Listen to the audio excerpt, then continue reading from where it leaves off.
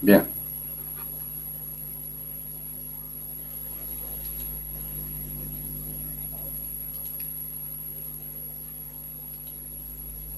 Vamos a dar inicio a nuestra clase de hoy, miércoles 18 de noviembre. Anoche estuvimos repasando, si vale el término, algunos temas de los riesgos a que están expuestas las mercaderías, cómo la póliza establece esa cobertura de riesgos, porque los riesgos son varios y las pólizas los identifican uno por uno, serán pólizas de riesgos nominados o simplemente abarcarán todos los riesgos del transporte. Y eso nos ha llevado a revisar, a analizar en forma creciente el ámbito, el rango de riesgos que las pólizas suelen cubrir. Las pólizas antiguas, conocidas como libre de avería particular, con avería y todo riesgo. Esas pólizas han sido desplazadas, si vale el término, por las nuevas coberturas que ya son del año 1982. Entonces, hablar de nuevo como cobertura tiene que ver con el largo periodo histórico que tiene el seguro de transporte. Por eso es que se habla de estas cláusulas como nuevas, pero lo importante es que tienen utilización a lo largo y ancho del planeta. Por supuesto que los Estados Unidos tienen su propio sistema jurídico y sus propias pólizas, pero en el resto del mundo la mayor parte de los países utilizan las cláusulas inglesas. Bueno, las antiguas cláusulas inglesas de principios del siglo XIX hasta bien entrado el siglo XX eran estas: libre de avería particular, y la que hemos analizado como con avería, o sea, sin avería, pero con avería a partir de determinado límite de franquicia y con ciertas coberturas adicionales. Y finalmente la póliza de todo riesgo, que siempre ha existido. Las cláusulas del instituto las hemos introducido con su antecedente histórico también, porque habíamos explicado que la práctica inglesa del seguro se hizo evidentemente universal, pero muy difícil de aplicar en países en los que, por ejemplo, no rige el common law, que es el sistema legal de los países anglosajones particularmente, y también porque no todos podían entender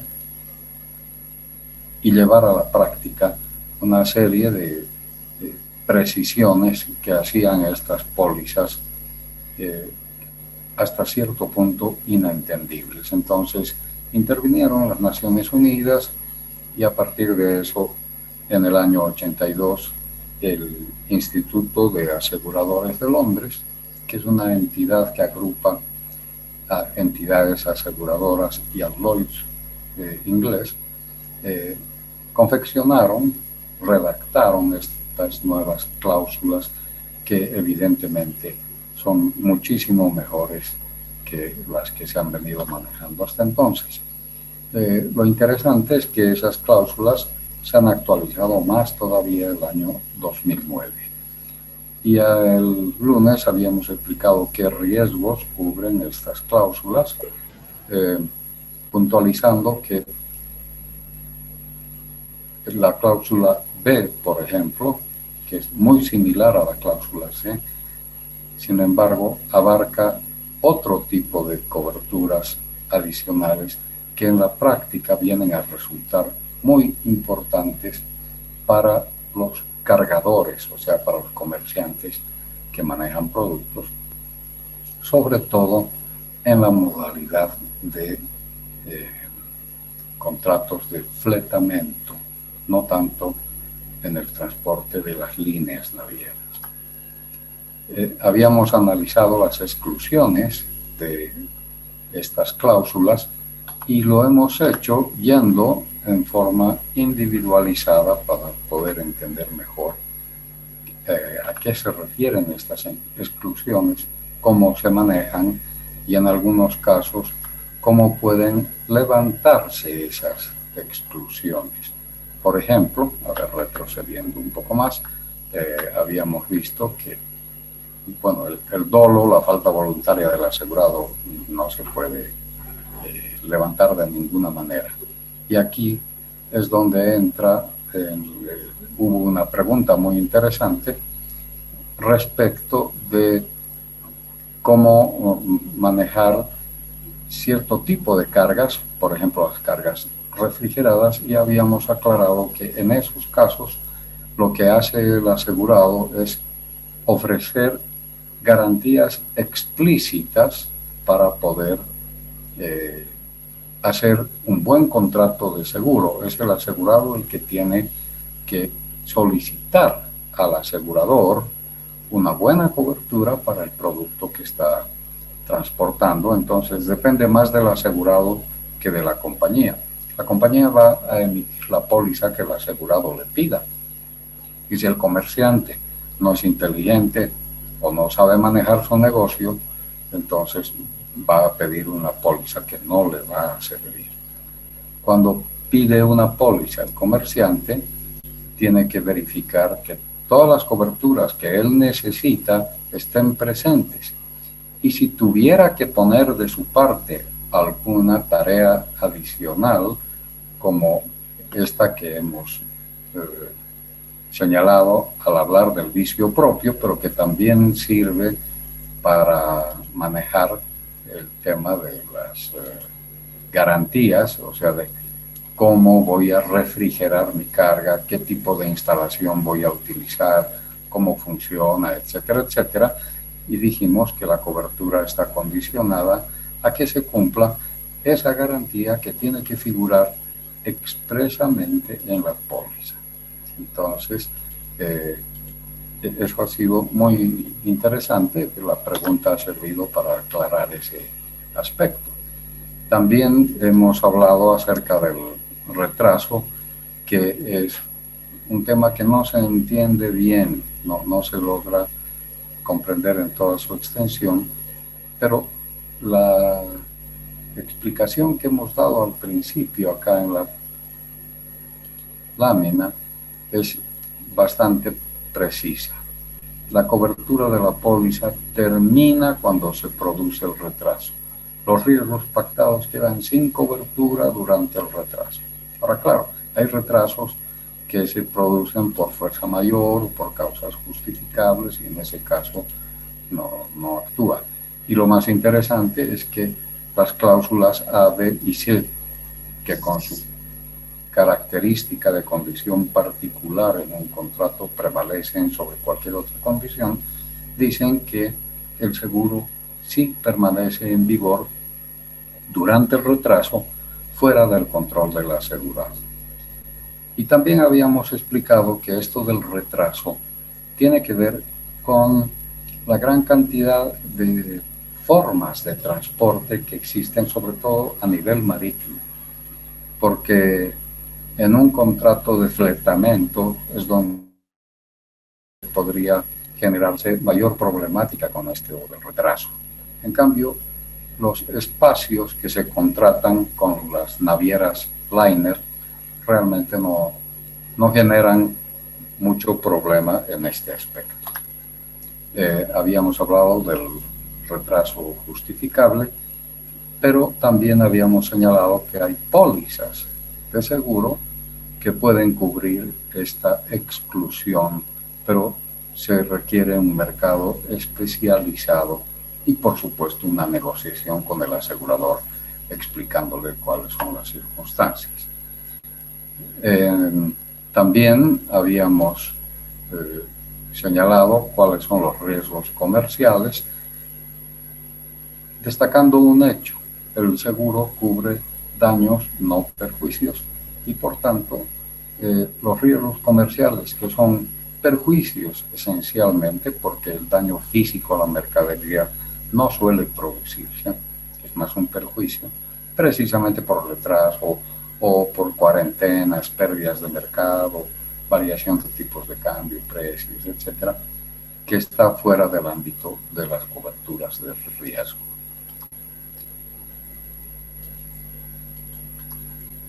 Finalmente, habíamos revisado esto de la innavegabilidad e inadaptabilidad de la embarcación y contenedor, que también tiene más relación con el contrato de fletamento y no con el contrato de transporte con espacios contratados en una línea naviera.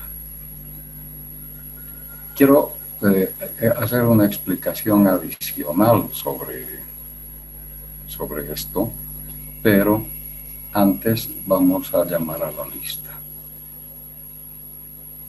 Aldo Alanes. Aldo Alanes. Freddy Apaza. Presente, licenciado. Jonathan Ayllón. Presente, licenciado, buenas noches. Camila Blacut. Camila.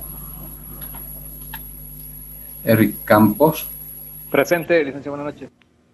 Marcelo Cano. Presente, licenciado. Carlos Estrada. Carlos. Rosaymar Figueredo.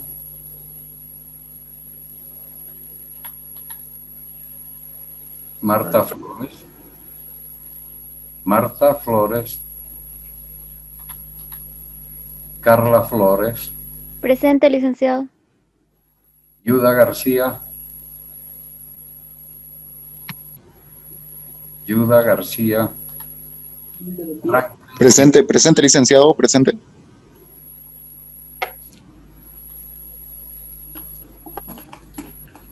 Jonathan Gironda.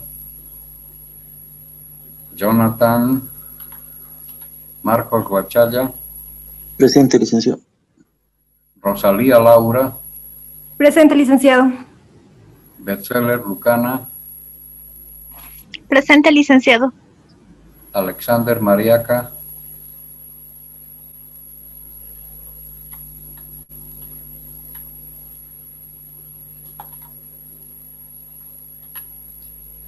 Roberto Mojica. Presente. Paola Morales. Presente, licenciado. Melissa Nieto. Presente, licenciado. Natalia Nogales. Presente, licenciado. Yuli Oviedo. Presente, licenciado. Celia Paucara. Celia. Ciprián Ramírez. Ciprián. Hernán Rivera. Presente, licenciado. Ariela Rodríguez. Presente, licenciado. Laura Terrazas. Laura. Ovidio Vilca. Presente, licenciado. Rubén Yugra. Rubén. Bien. Entonces, en esto de la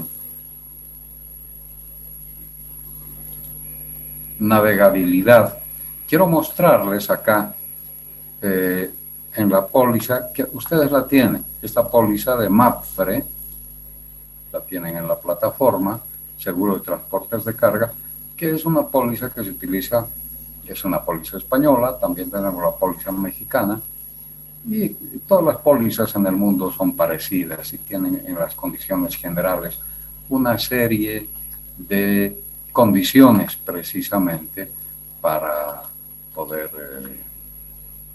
manejar el contrato. Entre ellas, acá en las condiciones generales de MAPFRE, al principio de la póliza, nos habla de los bienes asegurados, en la primera cláusula la vigencia que va a tener el seguro, y en la cláusula segunda nos habla de lo que hemos estado explicando. Dice, los bienes o mercancías descritos en la póliza deberán viajar en buques de acero, de autopropulsión mecánica. O sea, ya son pólizas que han ido dejando detrás otro tipo de buques antiguos, por supuesto los de vela, etcétera, ¿no? Y los de madera. Entonces son buques de acero. Esta póliza solo cubre si el buque es de acero, de autopropulsión mecánica. Puede ser a vapor, puede ser motor a diésel, puede ser, por supuesto, con otro tipo de construcción más moderna. Algunos los hacen con propulsión atómica, pero bueno, aquí hay autopropulsión. O sea, no depende del viento, ni del oleaje, ni de ningún otro elemento externo, sino propulsados por sí mismos. Y con una antigüedad máxima de los buques de hasta 15 años. Además, dice pertenecer a una línea regular. Los buques de fletamento también tienen líneas regulares, o sea, el hecho de que no hagan un itinerario fijo no significa que no puedan constituir una flota de una naviera que tenga un propietario, ¿no? Y aquí viene lo interesante. Con calificación de primera vigente, y estar registrados en algunas de las siguientes sociedades. ¿Qué es esto de las sociedades? Son las entidades calificadoras, las que certifican si el buque tiene navegabilidad o no. Es como el tránsito que está haciendo ahora la revisión técnica vehicular. Bueno, estas son las instituciones que esta póliza reconoce. Si hubiera una certificación de otra entidad, no se va a aceptar en este seguro. Entonces, en primer lugar está, por ejemplo, el registro de Lloyd's. En segundo lugar está la oficina norteamericana, estadounidense de embarcaciones, American Bureau of Shipping, el Bureau Veritas, que lo conocen en todo el mundo, una entidad japonesa, la Kaiji Kyokai, la Norske Veritas, que es Noruega, el registro italiano, el Lloyd's alemán, la Sociedad de Clasificación de China, el registro de Corea y una entidad que se llama Maritime Register of Shipping. Entonces, solamente esto es lo que esta póliza reconocería. Y lo muestro porque es interesante para que vean ustedes cómo las pólizas en sus condiciones generales incorporan una serie de condiciones que son importantes para la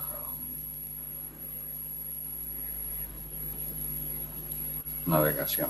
Entonces estábamos aquí, nos hemos quedado el lunes en este punto de la navegabilidad. Ahora, la navegabilidad no tiene que ver solamente con la antigüedad, que es el tema principal, ¿no? 15 años, pero también tiene que ver con la administración del buque, la tripulación, el abastecimiento, el armamento que está constituido, armamento se llama todo lo que se requiere para que una nave pueda cumplir un itinerario marítimo.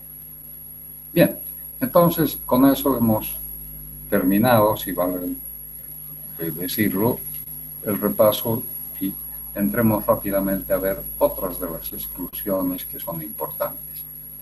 ¿Cómo se levanta la exclusión de guerra? Se levanta por acuerdo entre las partes. El asegurador tiene que emitir el anexo correspondiente. ¿Qué comprende la exclusión de guerra? La exclusión de guerra comprende esto: guerra, por supuesto, guerra civil, revolución, rebelión, insurrección, contienda civil, cualquier acto hostil por o contra un poder beligerante, captura, embargo, arresto, restricción o detención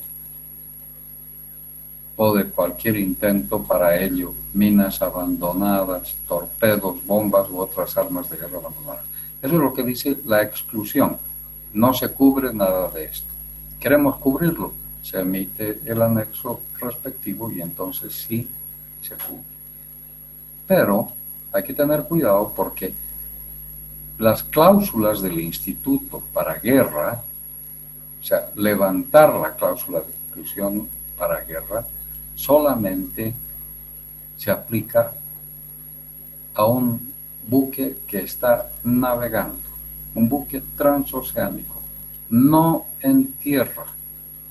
La cláusula de guerra no cubre ninguna mercancía en tierra. La cláusula de guerra, con todas estas descripciones, se aplica solamente al transporte marítimo en virtud de un Waterborne Agreement, que se llama Convenio de Riesgos a Flote de la Unión Internacional de Seguro de Transportes de 1937 en Baden-Baden.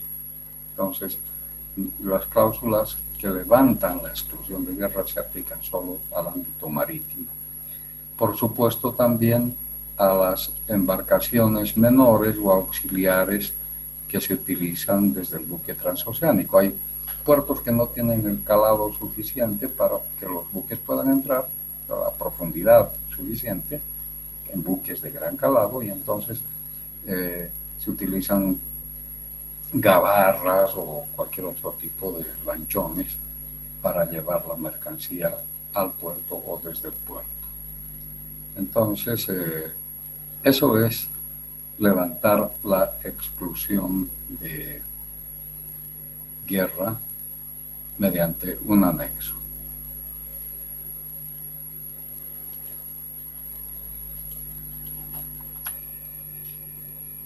También están excluidas las huelgas, hemos explicado este aspecto. ¿Qué comprende esa exclusión y cómo se levanta? Bueno, la exclusión comprende daños causados por huelguistas, obreros bajo paro forzoso o por los patronos, personas que tomen parte en disturbios laborales, motines o tumultos populares.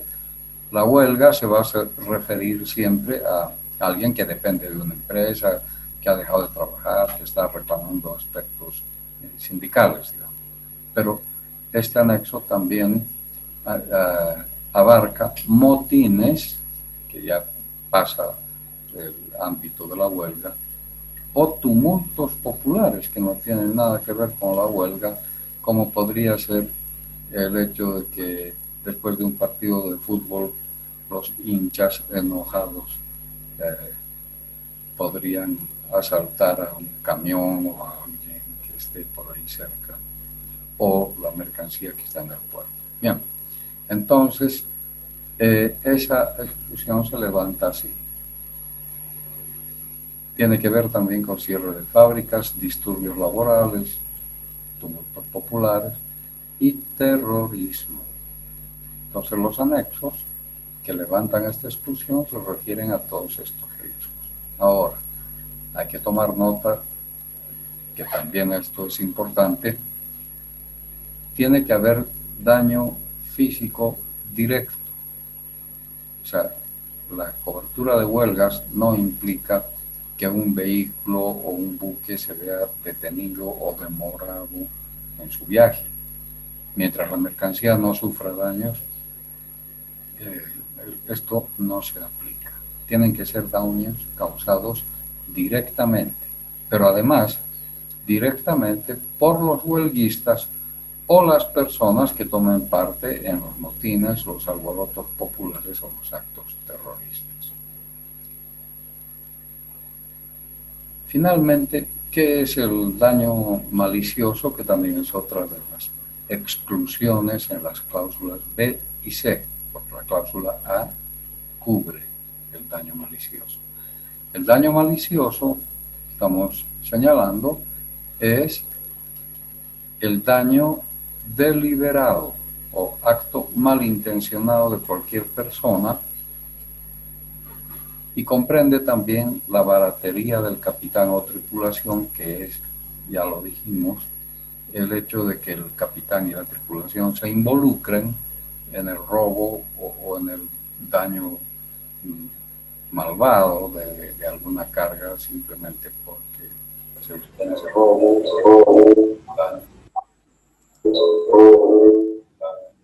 Ovidio, ¿estás conmigo? Hola, Ovidio. Bueno, veamos cuáles Ya le cortaba. fundamentales. Sí, Ovidio, a ver. ¿Había una pregunta o no? Bueno. No. Ya, ok. Pero tu micrófono creo que estaba descontrolado. Partes fundamentales de las cláusulas. Miren, en las cláusulas, y ustedes las han leído y las podemos ver rápidamente, las cláusulas tienen estas partes que estamos mostrando aquí. Tiene la cláusula A es de todo riesgo.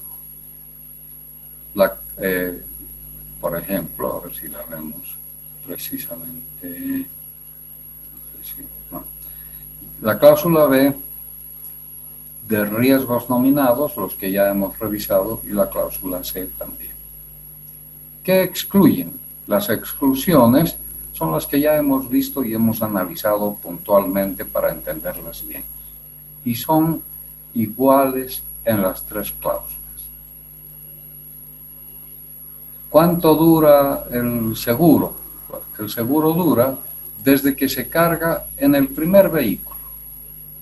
Cuando comienza el viaje, o sea, en el momento de poner los bienes sobre el camión, sobre el tren, sobre el primer vehículo que va a iniciar el viaje, hasta, puede ser alternativamente, el almacén de los consignatarios en destino señalado. Cobertura de almacén a almacén. Ahora, aquí hay que tener cuidado porque ¿qué almacén estamos señalando? El almacén a la llegada en el puerto, podría ser en el caso boliviano el almacén aduanero, donde la mercancía que llega para el redespacho hasta el interior se acopia ahí.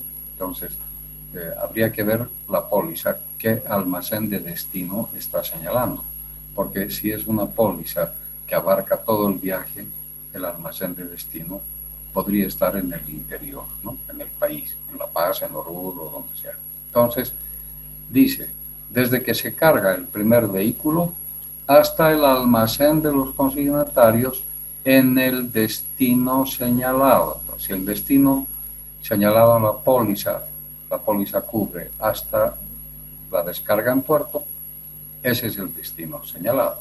Si la póliza cubre hasta la entrega en Oruro o en Cochabamba, ese será el destino señalado. Eso tienen que tomarlo muy en cuenta. También anota la póliza, porque eso es lo principal, ¿no? Desde hasta. Eso es lo que cubre el seguro.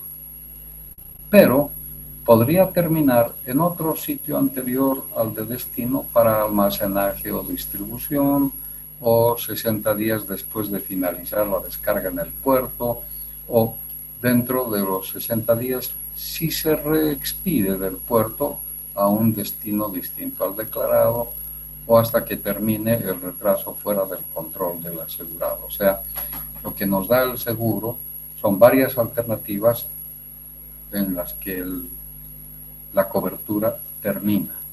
Lo normal es que comience cuando se carga el primer vehículo y termine en el destino señalado. Pero si no termina en el destino señalado, hay estas otras alternativas que estamos leyendo aquí y que sirven para que tengamos cuidado respecto de lo que estamos haciendo con la mercancía para que no se quede sin cobertura. También las cláusulas nos hablan de los reclamos y nos dicen que para reclamar hay que tener un interés asegurado, el interés económico lícito. También nos habla si es que hubiera gastos de reexpedición, a veces, muy rara vez en los buques de línea, pero en los buques de contrato por fletamiento, se da el caso, ya en un buque de línea también podría darse, que por desperfectos en la máquina o por alguna otra eventualidad tiene que ir a un puerto de refugio y la carga tiene que trasladarse a otro medio de transporte para que siga viaje. Esos son los gastos de reexpedición. Entonces, si por un riesgo cubierto el tránsito asegurado termina en un puerto que no es el señalado, todos los gastos de reexpedición el seguro los va a cubrir.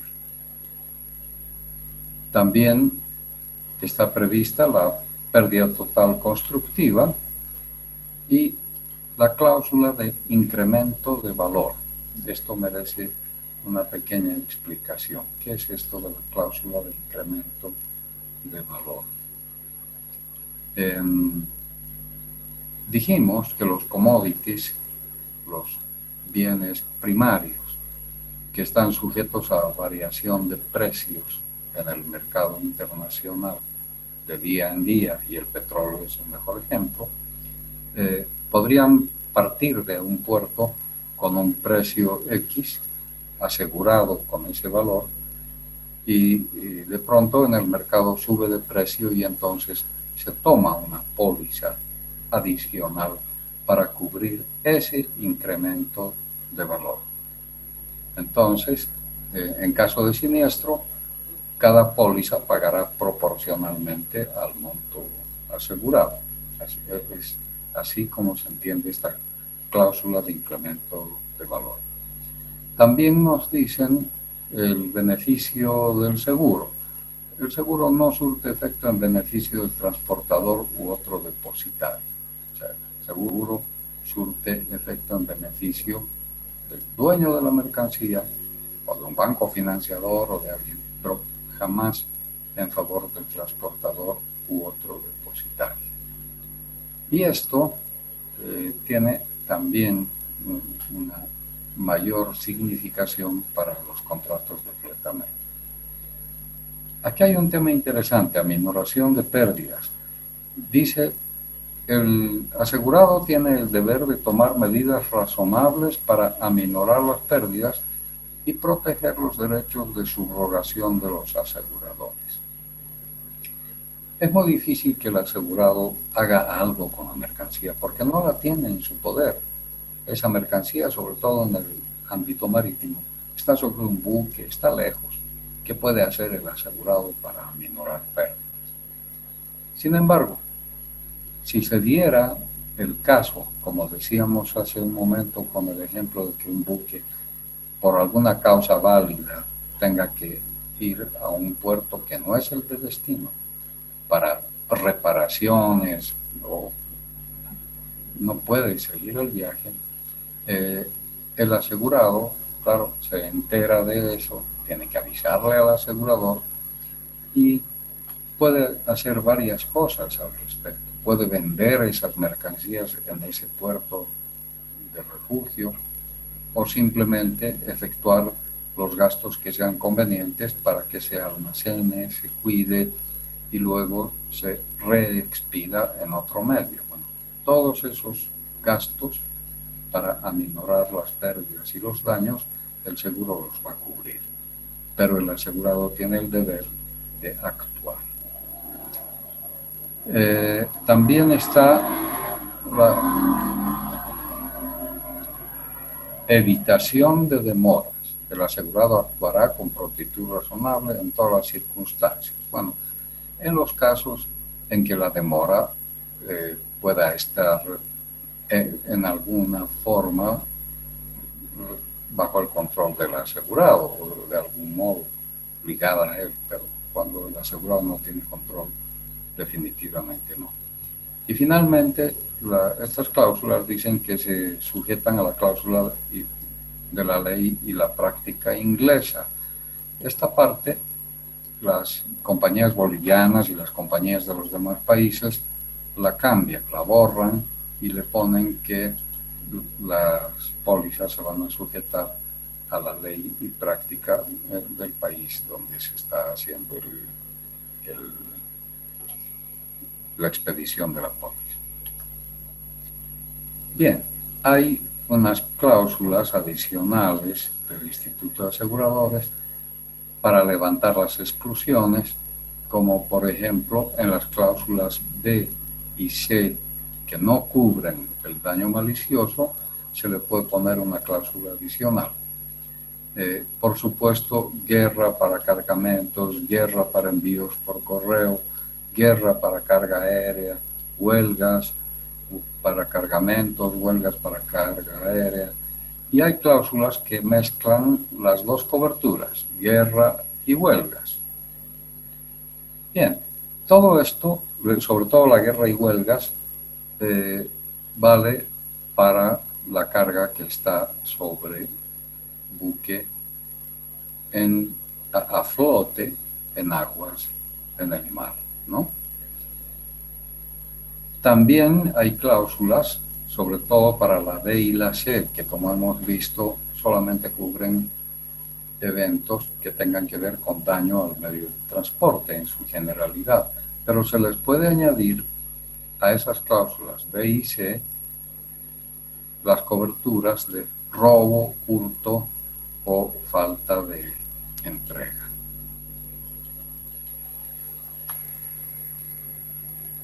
¿Cómo son entonces las pólizas en la práctica del mercado mundial y del mercado boliviano?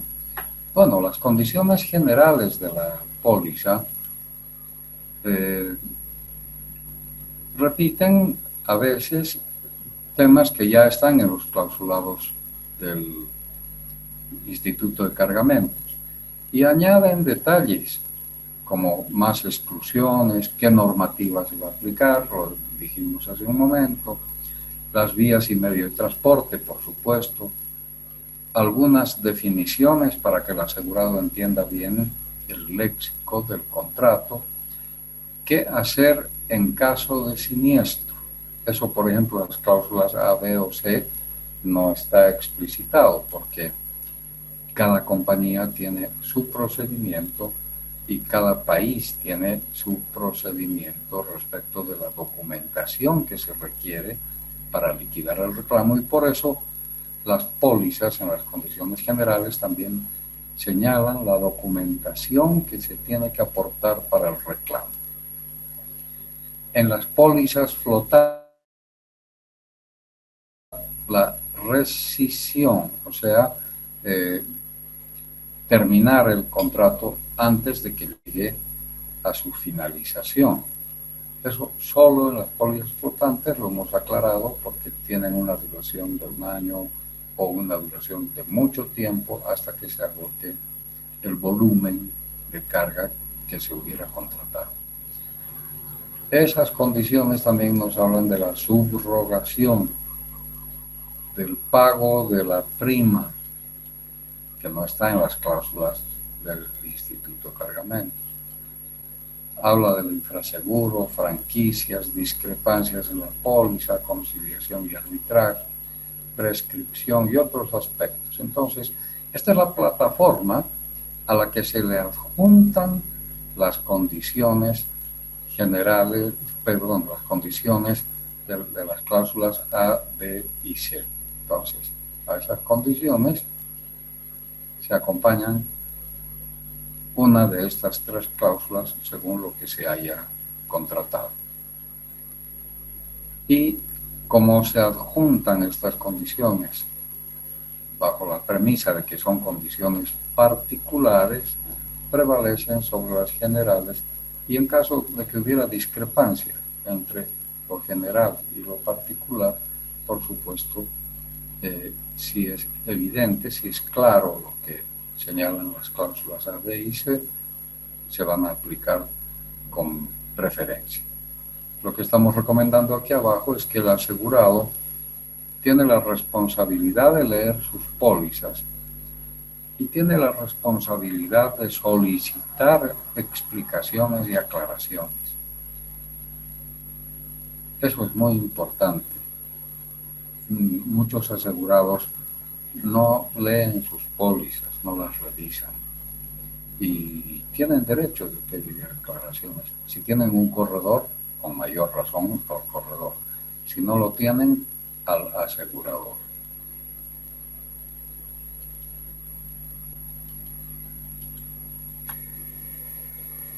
Bien, vamos a entrar a un tema interesante, práctico. ¿Cuál es el valor asegurable de las mercancías? ¿En cuánto tengo que asegurar mi carga? Bien, lo que dice el Código de Comercio en el artículo 1083 y en el artículo 1159.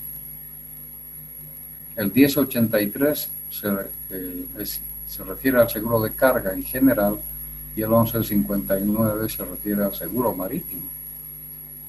Ambos señalan que el valor asegurado debe ser el costo de las mercancías en el lugar de destino.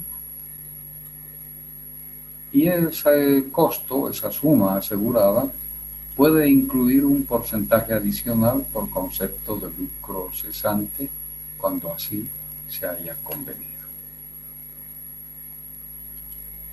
Por tanto, tanto los Incoterms como el Código de Comercio, en el artículo 859, cuando habla de la venta CIF, señalan que se debe asegurar por el 110%. En Bolivia, por lo menos, la venta CIF está así de legislada, por decirlo, ¿no? No se le da mucha importancia a ese artículo, la verdad es que pasa desapercibido, pero es bueno mencionarlo porque es un derecho, está establecido por ley. La venta CIF tiene que estar asegurada por el 110%. ¿A qué se debe ese 10%? A que en caso de siniestro total quedan pendientes por encima del monto indemnizable intereses y otros costos de financiamiento, sobre todo cuando se trata de cartas de crédito, ¿no? Cuando hay financiamiento de la operación de compra o de venta. Entonces, esos costos de financiamiento que incurren los bancos en calidad de beneficiarios cuando la póliza es una garantía, y otros gastos de operación en los que el importador incurre. O sea que cuando alguien trae carga de afuera, no solamente piensa en el valor estricto reflejado por los documentos, sino también en lo que significan otras tareas adicionales que también tienen costo y que no se reflejan necesariamente en la documentación del transporte, en la documentación del compra-venta. Además de eso, de ese 110% que cubriría simplemente esos costos adicionales, se puede asegurar, según nos dice, ya lo hemos visto, el Código de Comercio, en el 1083 y 1159, un porcentaje adicional por lucro cesante. O sea que en lugar de 100% podemos asegurar por 110, 115, 120, lo que podamos pactar con el asegurador, porque eso tiene que pactarse. El asegurador tiene que aceptar ese nuevo valor y cubrirlo adecuadamente en la póliza. el lucro cesante, que es diferente a lo que hemos explicado, el 110% para cubrir costos adicionales. No, el lucro cesante se asienta en el provecho esperado por el comerciante. Si alguien está trayendo, pongamos el mismo ejemplo del otro día, juguetes para Navidad, piensa venderlos y con eso va a ganar, qué sé yo, un 20, un 30% del valor. Esa puede ser su expectativa.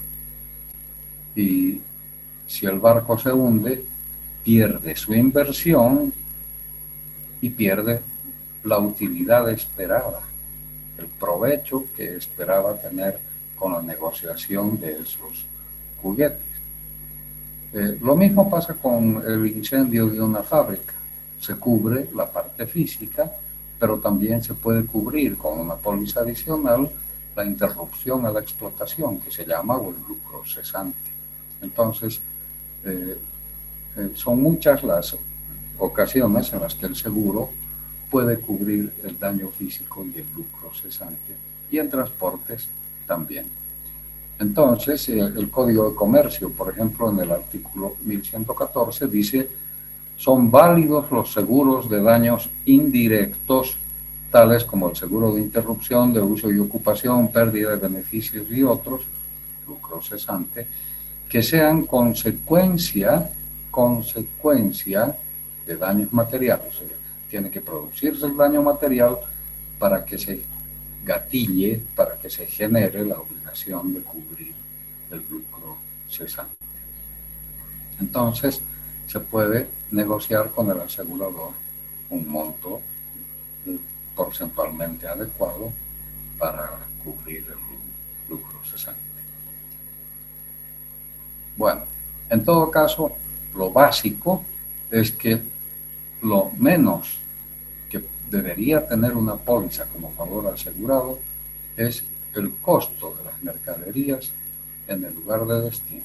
O sea, la sumatoria de la factura original de venta, más el costo de los trámites de exportación, de verificación, de contratación de quien quiera, cualquier profesional que tenga que ver con la tarea de la exportación, por supuesto, los costos del transporte, los costos del seguro, los costos de verificación en destino, etcétera, etcétera. Entonces, el costo de las mercancías en el lugar de destino es el valor que la ley indica que debería ser el monto que se asegura. Licenciado, una consulta. Adelante. ¿Ese 110% es del monto de la factura? En el caso de que sea el Incoterm Ex-Work y en el caso de que sea, por ejemplo, SIP, ¿es lo mismo? ¿Sería del mismo 110 que hay que aplicar? ¿O depende de eso? Muy interesante la pregunta. A ver, cuando estamos explicando que en la pérdida de una carga, como este que quiere vender juguetes en Navidad, etcétera, pierde todo. Y en realidad, la mercancía que se está trayendo tiene un valor en destino, aun cuando no haya llegado a destino. ¿Qué quiere decir esto? Que el valor de la mercadería no se va construyendo en el trayecto.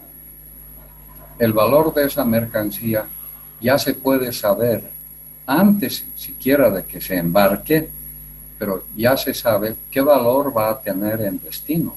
Porque, por ejemplo, cuando hemos perfeccionado el contrato de compra-venta y hemos aceptado la proforma del proveedor, ya sabemos cuánto vale esa factura de venta. Estoy hablando incluso de antes de haber perfeccionado el transporte y todo. Entonces, ya sabemos cuánto vale eso. Y podemos apreciar, por la experiencia que tiene el vendedor, etcétera, más o menos cuál va a ser el costo de toda la tramitación, todo lo que permita salir a esa mercancía del país de origen. Y cuánto va a costar el transporte, porque los fletes de transporte también son conocidos. ¿Y cuánto va a costar el seguro? Porque estamos negociando la póliza de seguro antes de embarcar la mercancía. Y tenemos también conocimiento de las tarifas aduaneras, el arancel aduanero es público y sabemos cuánto se va a aplicar a nuestra carga. Entonces, se puede elaborar una estructura de costos de la mercancía en destino y a eso, si queremos, le añadimos el lucro cesante y el 10% y todo lo demás, pero no le añadimos nada. Por lo menos vamos a tener el costo en destino antes de que se embarque la mercancía. Así que no es que el costo o el valor de la mercancía se va construyendo a medida que avanza el viaje. Ahora, la preocupación quizás venga por el hecho de que sí, ese es el valor en destino, pero si la mercancía no ha llegado a destino, el seguro va a objetar el hecho de que hay gastos que todavía no se han realizado y por tanto pagaría menos. Bueno, eso depende evidentemente de cómo se haga el ajuste y la liquidación del siniestro, de qué mercancía se trata, etc. Ya es entrar a la casuística y a hechos muy particulares, pero el seguro siempre nos va a manejar mejor un siniestro con un valor declarado que sea el verdadero, el real, el valor real de la mercancía en destino, aun cuando, por supuesto, el siniestro se produzca en cualquier lugar del trayecto. No sé si aclara tu pregunta. Sí, perfecto, gracias. Ok, bien. Entonces, hay una cosa interesante también respecto del valor asegurado. Fíjense que se puede, sí, se debería.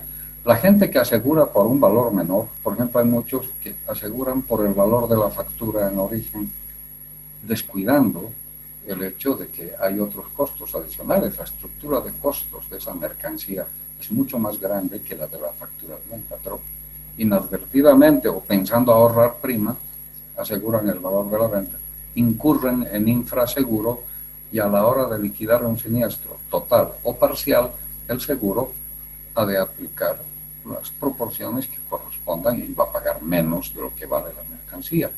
Pero no es que el seguro esté pagando menos, lo que pasa es que nosotros hemos declarado menos y el seguro está pagando lo que hemos declarado.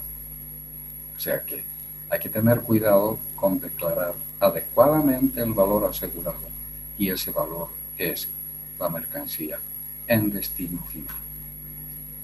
Adicionalmente a esto, hay otra forma de asegurar que es esta que estamos mencionando acá, el valor admitido.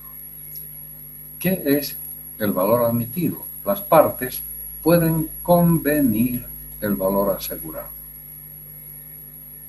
Lo dijimos hace un rato con esta variación de precios de los commodities, de los productos primarios que se cotizan en bolsa. Muy bien, yo compro el barril de petróleo a 60 y puede subir de precio y me compro una póliza adicional. Eso es una forma, cuando hablábamos de una cláusula de incremento de valor. Pero también hay otra forma de manejar eso. Por ejemplo, yo compro el barril de petróleo a 60, pero en lugar de incrementar el precio, podría bajar. Y si baja el precio y el barco se hunde, y ese precio ha bajado de 60 a 45, el seguro me va a pagar $45 por barril, porque ese es el valor de la mercancía en el momento del siniestro. Y esa regla es universal. Pero yo no quiero perder plata. Entonces, ¿qué es lo que hago? Le digo al asegurador que me mantenga el precio. Yo compro una póliza con $60 el barril y pase lo que pase con ese precio hacia abajo, porque para arriba jamás se va a incrementar, pero pase lo que pase con ese precio hacia abajo, si se hunde el barco con un barril que bajó a 45, a 15 o a 52, no importa. el valor convenido con el seguro es que me va a pagar $60 por barril, que es lo que a mí me ha costado, porque yo lo puedo demostrar. Eso es importante, no es que a uno se le ocurre asegurar el valor. O sea, que le informa al seguro con la documentación respectiva al momento de contratar la póliza, este barril vale 60. Y ese es el precio convenido con usted que quiero que me pague, pase lo que pase en el mercado. El seguro emite la póliza con una cláusula de valor admitido y entonces en caso de siniestro va a pagar ese valor, el valor convenido.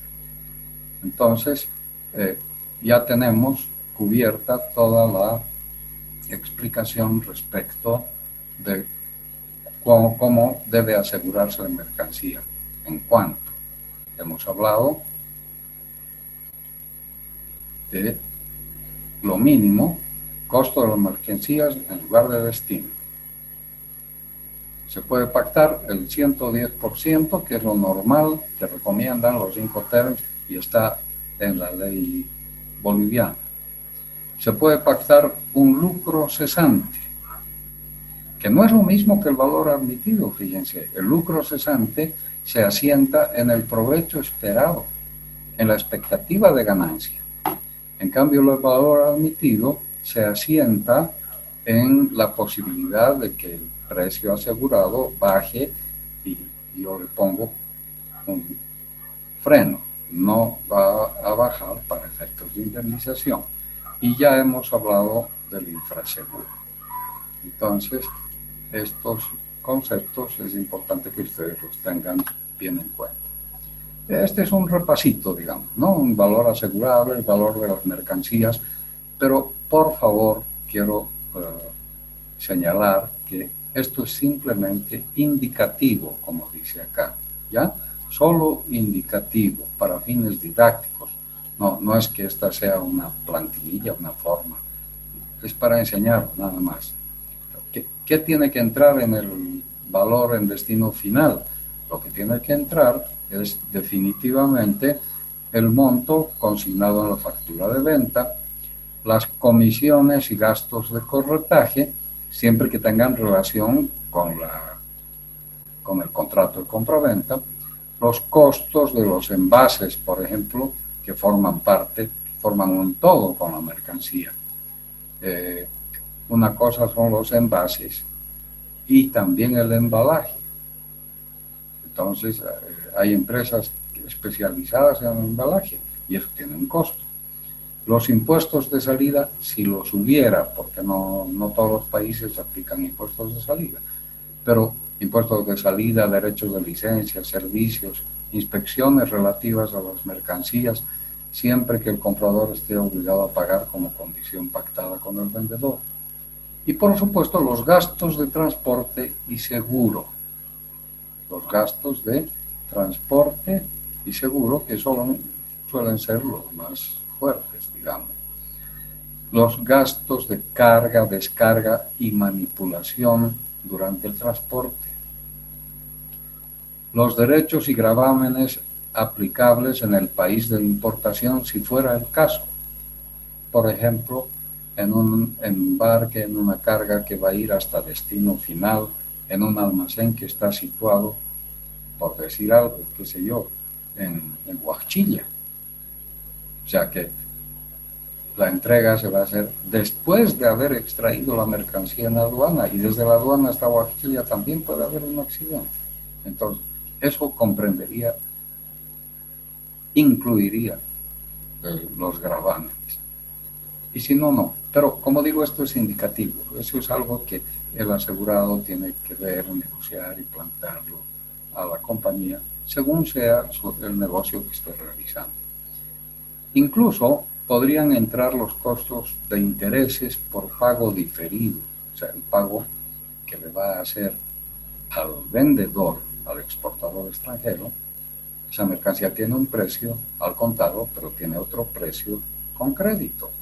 Eso depende del contrato de compraventa, pero hay que considerar ese precio, el precio incrementado con los intereses.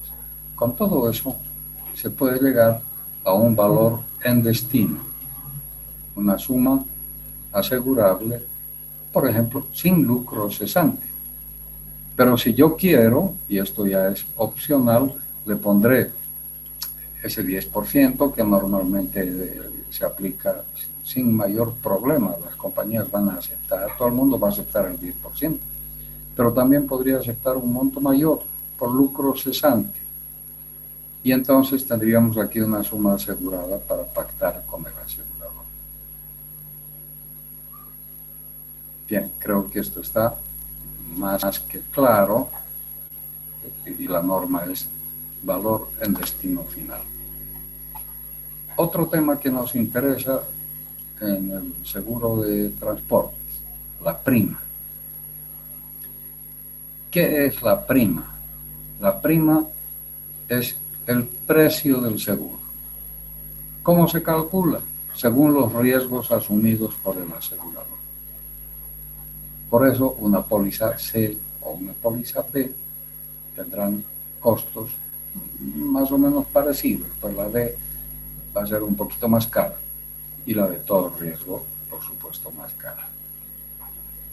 En los seguros de daños dice que si la póliza se entrega sin la percepción de la prima, se presume la concesión de crédito. Bueno, en Bolivia y en todas partes, dado que el transporte de carga dura poco, porque no son seguros anuales como los seguros de incendio de vehículos, no, son seguros, el seguro de carga dura poco, semanas, días, en el caso del transporte aéreo, horas.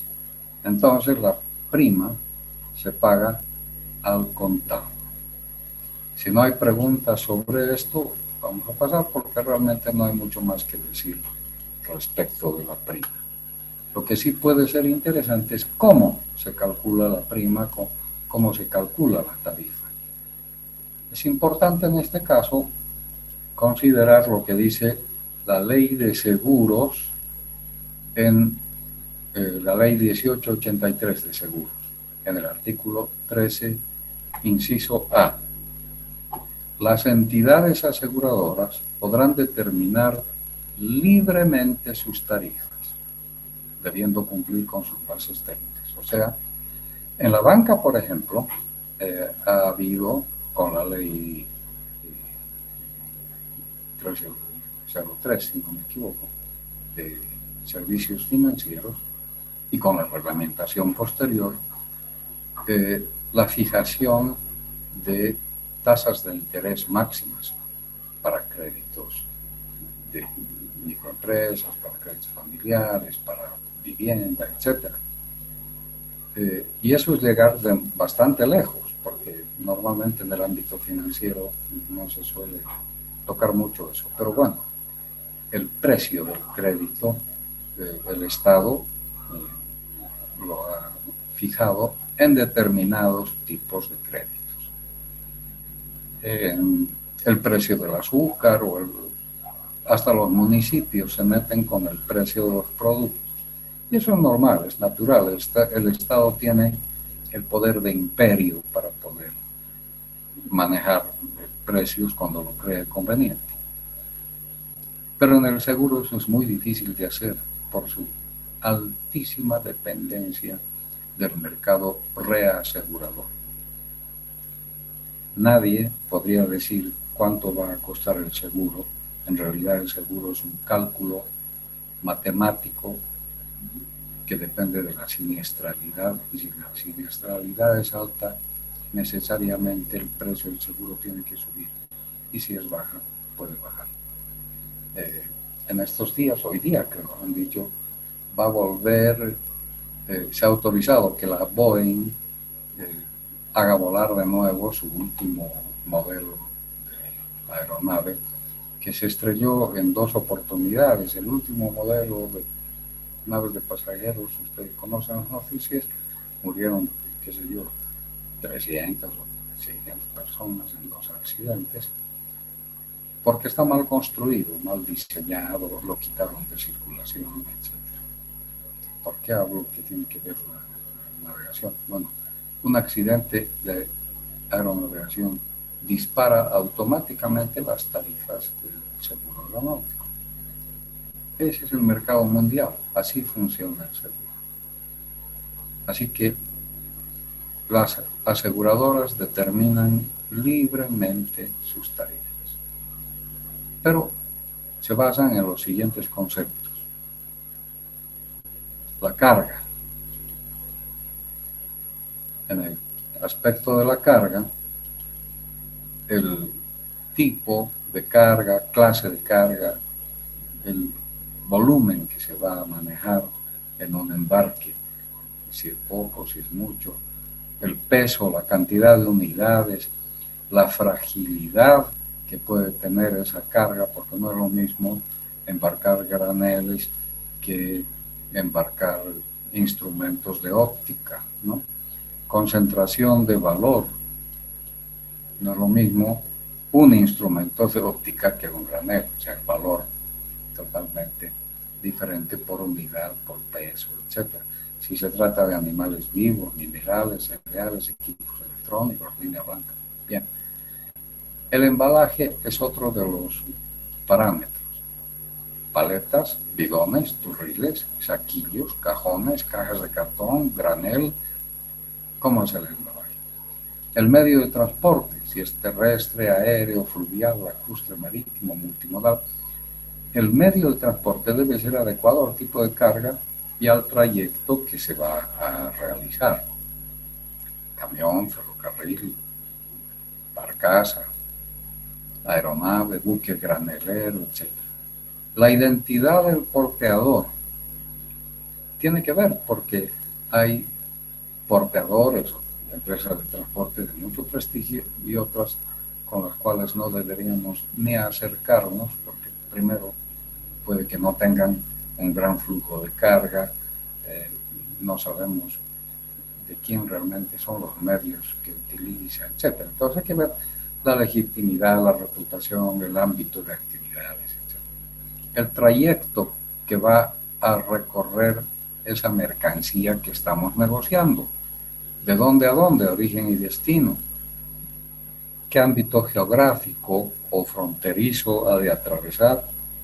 Y si en ese trayecto hay riesgos políticos o riesgos de la naturaleza. Las terminales de carga y descarga que se van a utilizar, porque hay que ver si esas terminales de carga y descarga, cada una por su cuenta, tienen facilidades técnicas, es decir, técnicas mecánicas y operacionales, grúas adecuadas, aptas para manipular y manejar la carga en puertos y en los almacenes de los que se dispone. La estiva y la forma de transporte. ¿Cómo va a ir la carga? ¿Va a ir en contenedor, en bodega, sobre la cubierta del buque, ¿no? Que eso no suele admitirse, ¿no? Tiene que, en el contrato de transporte y en el contrato de seguros, tiene que dar muy claro si la carga va a ir en bodega o sobre la cubierta, porque eso hace una diferencia muy grande.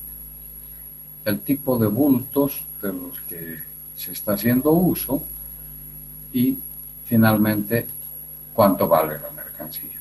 Entonces, qué magnitud de valores se está manejando, si se trata de una negociación de valor admitido o no, ya hemos explicado cómo es eso.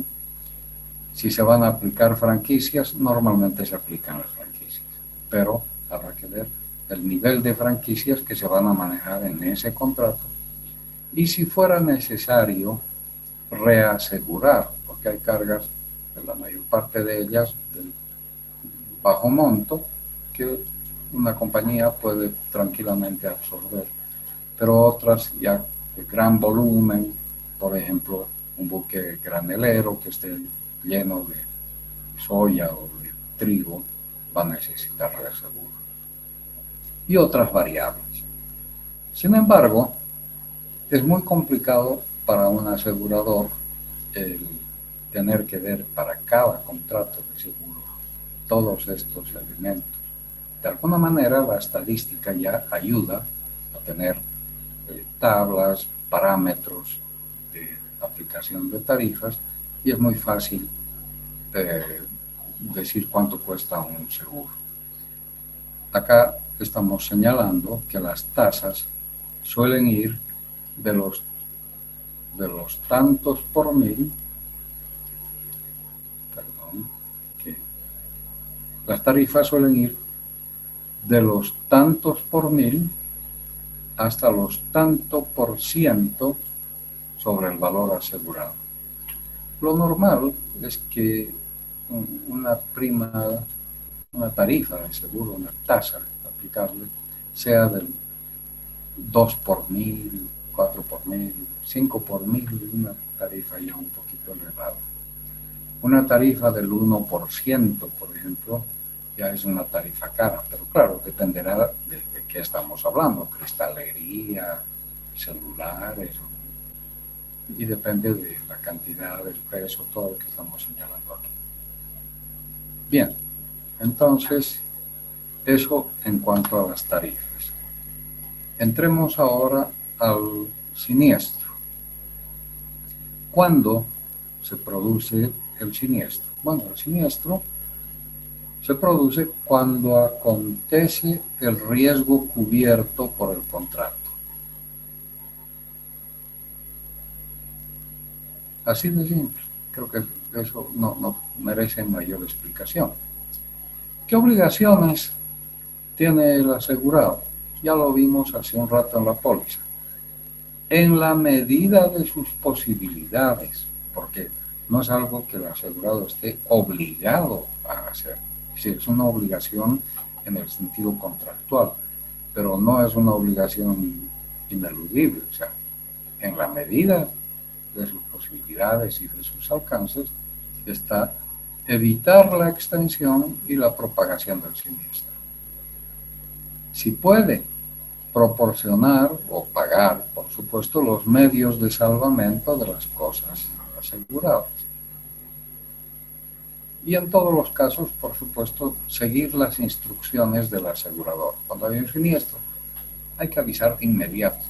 El código pone plazos para dar aviso. No, cuando hay un siniestro hay que avisar de inmediato.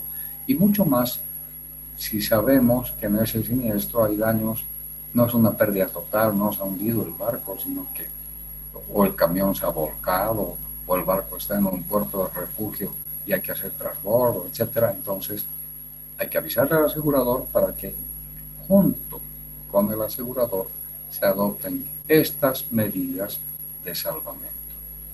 Entonces, el asegurador nos va a dar instrucciones. ¿Qué instrucciones pueden ser? Puede ser, muy bien señor, gracias por el aviso, haga lo necesario y nosotros ya después liquidamos. Perfecto, eso sería algo muy abierto y podría funcionar. La otra cosa es que el asegurador nos diga, bien, tenemos compañías colegas o tenemos agentes a los que nos podemos dirigir en el puerto donde ha recalado el buque y entonces contáctese con ese agente para ver qué es lo más conveniente en el lugar. Y eso también se suele hacer. Así que si al seguir esas instrucciones el asegurado incurre en gastos, esos gastos serán reembolsados por el asegurador siempre que sean justificables. Y otro elemento que está en el Código de Comercio es que el abandono de los bienes tampoco se puede hacer con mucha facilidad. El código habla de abandono de todo tipo de bienes, no solamente bienes del transporte. Por ejemplo, en el incendio de una fábrica, de una casa, en cualquier incendio que esté asegurado, hay que tratar por todos los medios de aminorar las pérdidas, los daños y de recuperar, cuidar los restos que hubiera quedado, recuperar, salvar. Y eso que se puede aplicar en el incendio o en cualquier tipo de accidente asegurado, también se aplica en el transporte. Entonces, lo que dice el código es que no se permite el abandono total o parcial de las cosas dañadas o averiadas por un siniestro, salvo que sea una pérdida total, ¿no? En la medida en que el asegurado también pueda tener control sobre esa mercancía. En caso de pérdida total, real o efectiva, no es necesario dar el aviso de abandono. En caso de pérdida total constructiva, se puede abandonar el objeto asegurado en favor del asegurador. Y una vez que se ha hecho el abandono de la mercancía, el asegurador se subroga en todos los derechos y obligaciones sobre el remanente, o sea, la mercancía que queda abandonada, queda en favor del asegurador. ¿Qué hace el asegurador con eso? Ya no podemos llegar a definirlo de una forma general. En muchos casos, si se tratan, por ejemplo, de latas, envases, etcétera, que están dañados, pero no perdidos, digamos, ¿no? La mercancía interiormente está en buen estado. Hay mercados secundarios donde los aseguradores pueden negociar ese tipo de productos o los pueden donar a un asilo, qué sé yo. El asegurador se queda con el remanente y verá qué es lo que hace.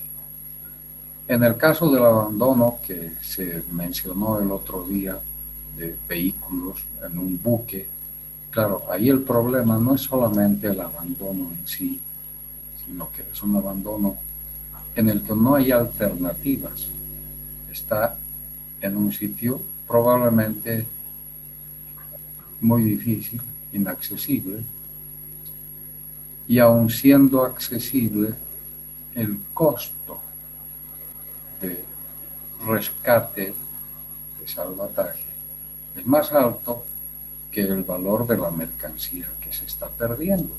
Entonces, definitivamente se hace un abandono físico, definitivamente, ¿no?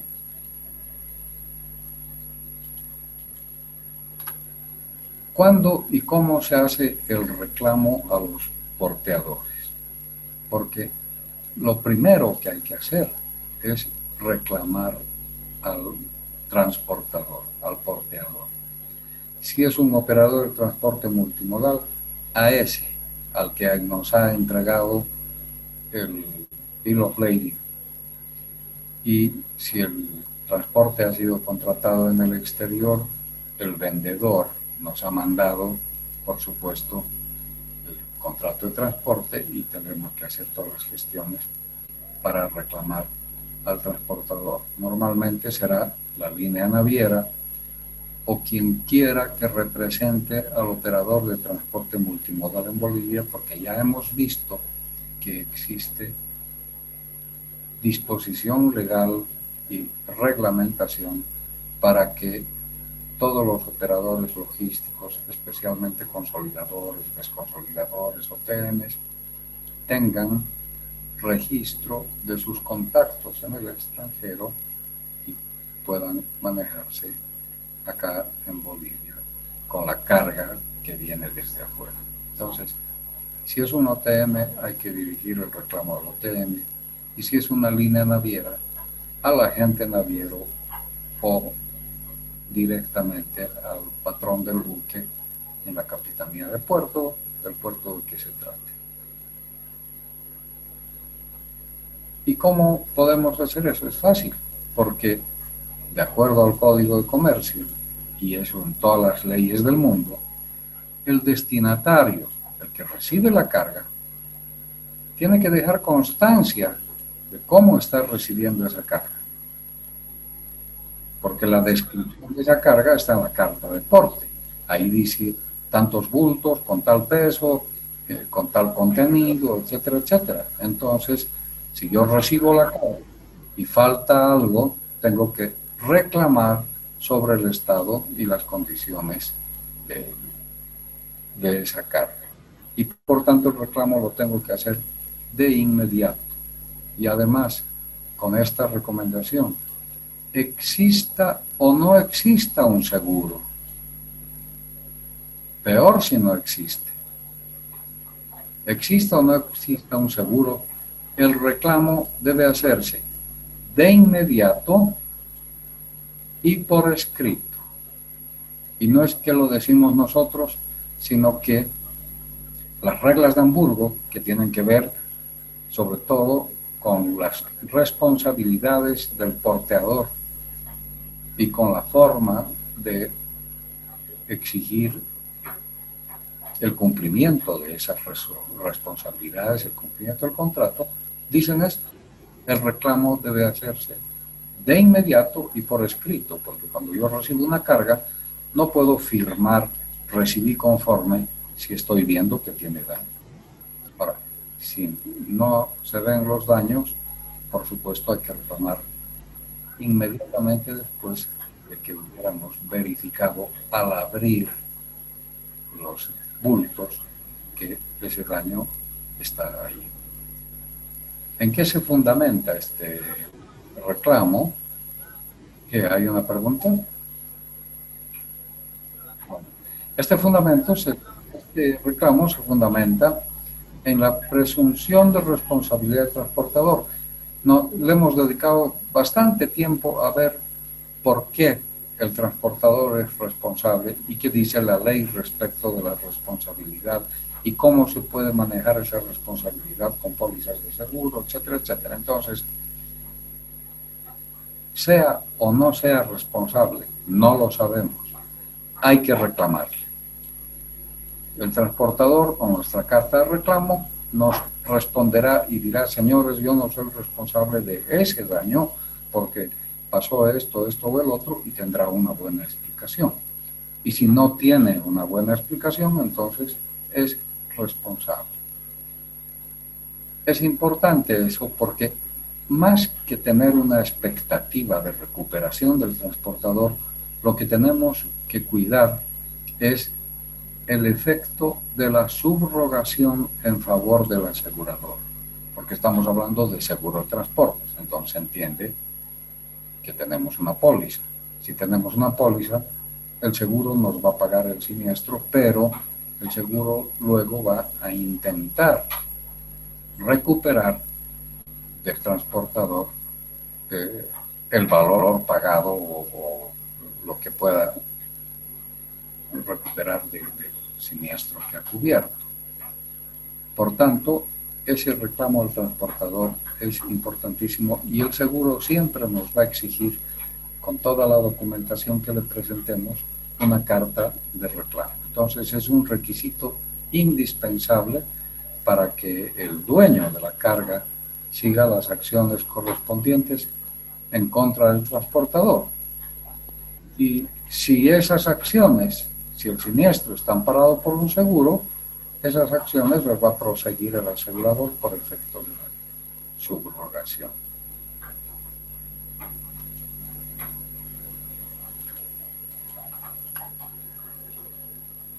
Una cosa interesante es que el DPV, la declaración de la llegada al puerto de las mercancías en puertos chilenos, sirve como carta de reclamo. El gobierno chileno le otorga esa función al DPV que expide la aduana boliviana. Tenemos esto en una disposición del gobierno de Chile a través del Servicio Nacional de Aduanas en el subdepartamento de procesos aduaneros, resolución 6153, cargas de importación a Bolivia. Recepción de la carga. Las mercancías deberán venir manifestadas en tránsito hacia Bolivia en forma separada de las que vienen con destino a Chile, de acuerdo a la Convención de Tránsito de 1937. Los bultos que contengan las mercancías deben traer una anotación que señale que vienen en tránsito a Bolivia. Y aquí viene lo importante. El DPV emitido por la Agencia Aduanera Boliviana, la ASPB, ¿no?, tendrá el carácter de carta de reclamo ante las empresas de seguro. Porque ya de hecho, si una mercancía se descarga en puerto con daños manifiestamente visibles, y así se está haciendo, se está expresando en la recepción, en la documentación respectiva, en la declaración única portuaria, entonces ya ese documento lo presentamos a la compañía aseguradora y entonces podemos dar ya por hecho el aviso al asegurador junto con el aviso al transportador, porque a la descarga participa el transportador en este DPV y ahí se ve que hay daños. Entonces, el transportador está consciente de cómo se ha hecho la descarga de esas mercancías y eso mismo llega rápidamente al asegurador. Bien, entonces, yo solo tengo una observación en esto de la aduana chilena que dice: tendrá carta de reclamo ante las empresas que operan con carga boliviana en el caso de que la carga arribara con mermas. Y eso es muy difícil de determinar. Acá esto debería decir en el caso de que la mercancía arribara con daños. Pero bueno, esto está emitido por el gobierno extranjero, sirve, se acepta, pero no tiene una feliz redacción dentro de la forma en que se podría o se debería manejar esta documentación. Bien, cerremos esto. Les pido un par de minutos porque esto ustedes lo saben, lo han debido escuchar N veces. ¿Cuándo hay que avisarle al seguro que tenemos un siniestro? De inmediato. El código dice dentro de los 3 días siguientes a que tengamos conocimiento de un siniestro. Sí, apenas tengamos conocimiento de un siniestro, de daños en la mercancía, de una pérdida. ¿Para qué vamos a esperar 3 días? Estamos en el siglo XXI, tenemos muchas formas de comunicarnos con el seguro inmediatamente y hacer el aviso respectivo. Por supuesto que el código, por previsión legal, dice que la prueba del siniestro recae sobre el asegurado o beneficiario. Por supuesto. Pero en transportes es muy difícil que el asegurado o el beneficiario vayan a fraguar un siniestro. La mercancía no está bajo su control, entonces un siniestro en transportes es lo más evidente que puede haber. ¿Qué significa entonces probar el siniestro para un asegurado? En transportes, presentar informes y evidencias. Va a presentar toda la documentación de la compraventa, del flete, del transporte, de cómo se entregó la carga y cómo llegó a destino. Precisamente para eso es la documentación. Y si se verifica que en el trayecto se han producido los daños, ahí está el asegurado probado el siniestro y ha entregado todos los informes y evidencias. Y esto de aquí de documentos y exigencias prohibidas es una sana previsión del ordenamiento jurídico que dice que el asegurador no puede pedir pruebas más allá de las que sean razonables.